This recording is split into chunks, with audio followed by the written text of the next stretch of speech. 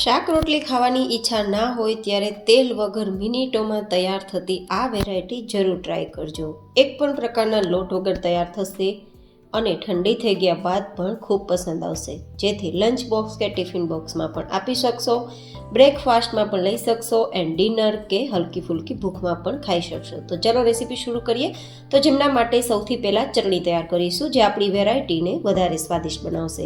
તો એક મિક્સર જારમાં 4-5 નંગ જેટલા મરચાં, 2-3 ઇંચ જેટલો આદુનો ટુકડો અને થોડા લીલા ધાણા ઉમેરી દઈશું. અને પછી તેમાં લગભગ 2 ચમચી જેટલા કે 3 ચમચી જેટલા આપણે મગફળીના દાણા ઉમેરીશું. આ મગફળીના દાણા કાચા છે, તમે શેકેલા પણ લઈ શકો. સાથે આપણે ટોપરાનું છીણ લગભગ 2-3 ચમચી જેટલું લેશું અને સાથે 2 ચમચી જેટલું દહીં લેશું. તમે દહીંની જગ્યાએ લીંબુનો ઉપયોગ કરી શકો છો અથવા તો આમચૂર પાવડરનો ઉપયોગ પણ કરી શકો છો. હવે સ્વાદ પ્રમાણે નમક લગભગ અડધી ચમચી જેટલું અને પછી ગ્રાઇન્ડ કરી લઈશું. આપણે દહીંનો ઉપયોગ કર્યો છે ને, તો મેં પાણી વગર આ ચટણીને પીસેલી છે. પણ તમે દહીંનો ઉપયોગ ના કરતા હોય તો 1-2 ચમચી પાણી ઉમેરીને આ રીતે થીક કન્સિસ્ટન્સીવાળી આપણી ચટણી તૈયાર કરવાની રહેશે. તો આ ચટણી તૈયાર છે, સાઈડમાં રાખી દઈશું. અને હવે તૈયાર કરીશું તેલ વગરની મિનિટોમાં વેરાયટી, જેમાં લોટનો ઉપયોગ નથી કરવાના. તો આપણે તૈયાર કરીશું તે વેરાયટી પૌવામાંથી. લગભગના ઘરમાં ચોખાના પૌવા તો મળી જ રહે, કારણ કે વીકમાં એકાદ વાર તો દરેકના ઘરમાં બટેટા પૌવા બનતા જ હશે.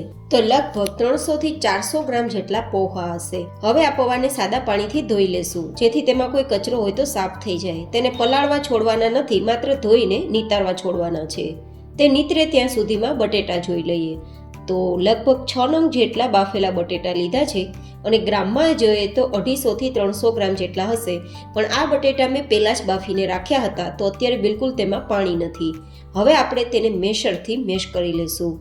આ રીતે તમે વેરાયટી તૈયાર કરશો તો મિનિટોમાં તમારું કામ થશે અને સ્વાદ એટલો સરસ આવશે કે વાત ના પૂછો.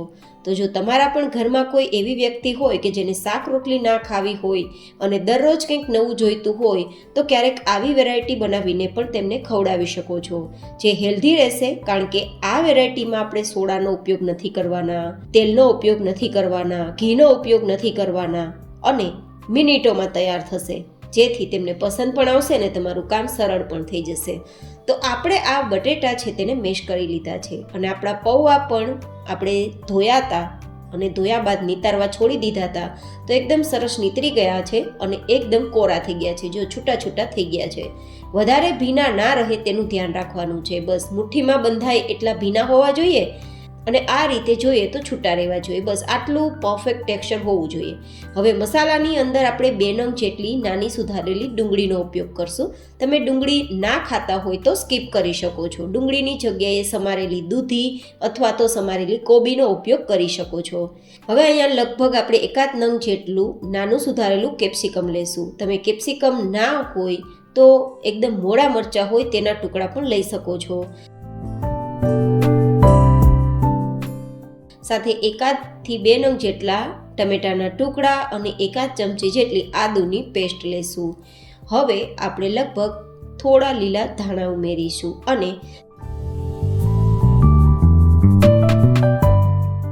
તીખાસ માટે 2 ચમચી જેટલા અહીંયા આપણે ચીલી ફ્લેક્સનો ઉપયોગ કરીશું. ચીલી ફ્લેક્સ ઘરમાં ના હોય તો લાલ મરચું પાવડર ઉમેરી શકો છો. માત્ર મેં તીખાસ માટે અને થોડા સારા કલર માટે ચીલી ફ્લેક્સ ઉમેરેલા છે. હવે 1 ચમચી જેટલો ઓરેગાનો ઉપયોગમાં લેશું. જો આ સિઝનિંગ તમારી પાસે ના હોય તો સ્કીપ કરી શકો છો. મેં તો મારી પાસે હતો અને સારો સ્વાદ આવે તેના માટે ઉપયોગમાં લીધો છે, જેથી બાળકોને થોડું પીઝા સિઝનિંગનો ટેસ્ટ મળશે તો ફટાફટ ખાઈ લેશે.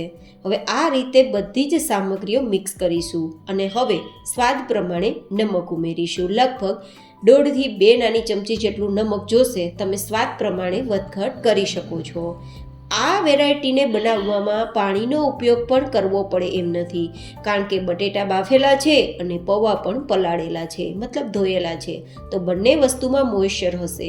તો આ રીતે બધું જ પાણી વગર મિક્સ થઈ જશે, કારણ કે આપણે ઉમેરેલી શાકભાજી જેમ કે ટમેટા છે, કેપ્સિકમ છે, તેમાં પણ પાણીનું પ્રમાણ હોય છે. તો પાણી વગર વેરાયટી મિક્સ થઈ જશે.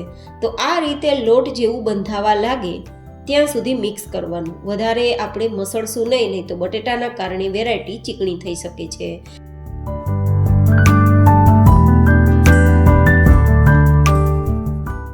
બસ આ બધું મિક્સ કરવાનું છે. મિક્સ થતાં આ રીતે હાથમાં બેઝ લેવાનું, લાડુ જેવો શેપ આપવાનો.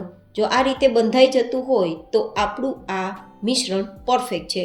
જો આ રીતે ન બંધાય અને જરૂર લાગે તો 1-2 ચમચી પાણીનો ઉપયોગ કરી શકો છો. પણ આપણે આ બધું જ સરસ બંધાઈ ગયું છે તો પાણી ઉમેરવાની જરૂર નથી. હવે આપણે તેને કોઈ પણ પ્રકારનો શેપ આપી શકીએ. તો હું તો અત્યારે મેંદુવડા જેવો શેપ આપી રહી છું. તો થોડું બેઝ હાથમાં લેશું, તેને આ રીતે લેવલ કરીશું, ક્રેક ફ્રી તૈયાર કરી વચ્ચેથી થોડો હોલ કરીશું જેથી મેંદુવડા જેવો ટેસ્ટ આવે. તો તૈયાર થયેલ વેરાયટીને આપણે સ્ટીમ કરવા માટે કડાઈમાં પાણી ગરમ કરીશું. તમે સ્ટીમર કુકરનો ઉપયોગ કરતા હોય તો ઈડલીની જે પ્લેટ હોય ને, ઈડલી કુકર કહેવાય, તેમાં પણ વેરાયટી તૈયાર કરી શકો છો. અને આ રીતે કોઈ કડાઈમાં ગરમ પાણી કરી તેમાં જાળીવાળી પ્લેટ રાખી અને પછી તૈયાર કરેલા આપણા ઇન્સ્ટન્ટ જે કહી શકાય તેવા મેંદુવડાની વેરાયટી આપણે આ રીતે મૂકી દઈશું. તો મિનિટોમાં તમારું કામ થશે અને તેલ વગર વેરાયટી તૈયાર થશે. અને સ્વાદ તો એવો આવશે કે વાત ના પૂછો. કારણ કે દરેક વ્યક્તિ છે તેને બટેટા પૌવા પસંદ જ હોય છે. તો આમાં આપણે બટેટા અને પૌવાનો ઉપયોગ કરેલો છે, પણ થોડો વધારે ચટકીલો અને અલગ ટેસ્ટ આવશે કારણ કે મસાલા આપણે એક્સ્ટ્રા ઉમેરેલા છે. હવે આ રીતે બધા જ આપણે વેરાયટીને મૂકી દીધા બાદ ઉપરથી મરચું પાવડર સ્પ્રિંકલ કરશું. જો કે સારા લુક માટે મરચું પાવડર આ રીતે સ્પ્રિંકલ કરવું ઓપ્શનલ છે. જો બાળકો માટે તૈયાર કરતા હોય ને તીખું ના ખાઈ શકતા હોય તો આ રીતે મરચું પાવડર ના સ્પ્રિંકલ કરવું. જો કે આ કાશ્મીરી મરચું છે તો તીખું નહીં હોય. હવે તેને ઢાંકી દેશું અને લગભગ હાઈ ગેસની ફ્લેમ પર 5 મિનિટ માટે થવા દેશું.